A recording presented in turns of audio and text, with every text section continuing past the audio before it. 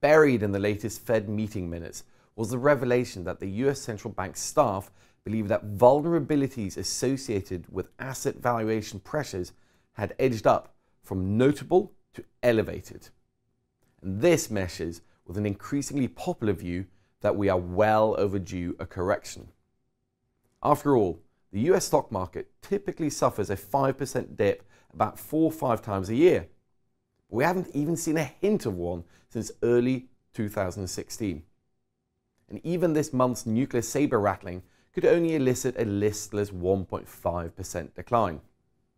And indeed, the S&P 500 has only fallen by 1% or more on 3 trading days this year.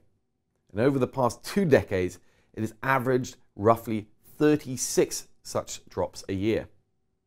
And meanwhile, valuations are starting to look very stretched.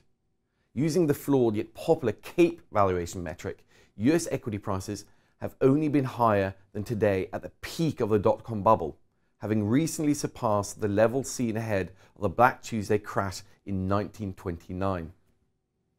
Prognostications of an imminent crash have climbed in tandem, and not just from the crowd of usual perma-bears.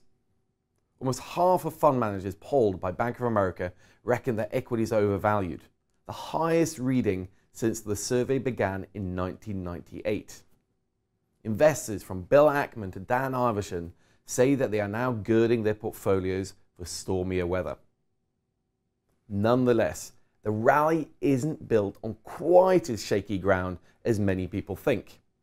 The US economy continues to trundle along at a steady, if unspectacular pace.